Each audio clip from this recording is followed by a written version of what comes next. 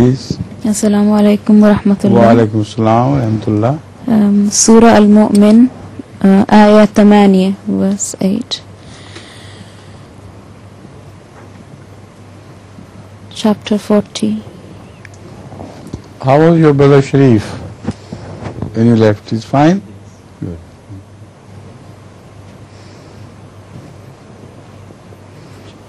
Verse number 8.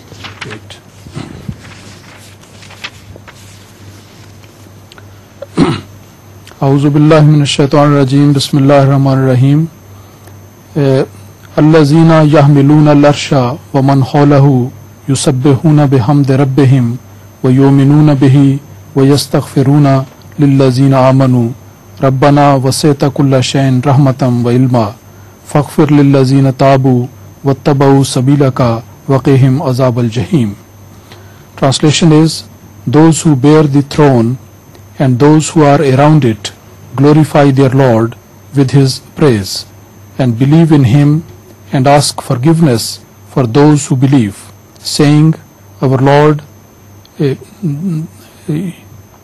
you do comprehend all things in Thy mercy and knowledge, so forgive those who repent and follow Thy way and protect them from the punishment of hell. السؤال: من هم الذين يحملون العرش ومن هم الذين حوله؟ This verse has been misinterpreted by the classical mullahs in a material sense, as though God is sitting on a throne somewhere. God lifts everything. Everything depends on God. He's everywhere. So there is no such thing as a throne which is being lifted by angels. God lifts everything. Everything hangs from God. So I have always interpreted this verse to be the heart of Ahmad sallallahu alaihi wasallam. Ahmad sallallahu alaihi wasallam's heart is the Arsh Ilahi, where God sits. He occupies that arsh, that heart. And people around him, they are supporting whatever he says. And they spread his message to the others and pray for them.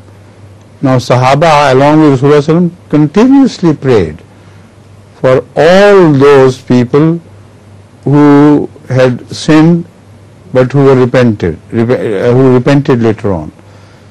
So this is a very beautiful description of what was happening at the time of Muhammad sallallahu alaihi wasallam. Otherwise, there is no arsh anywhere in the world, in the universe, where you can find God sitting, like sitting on the throne.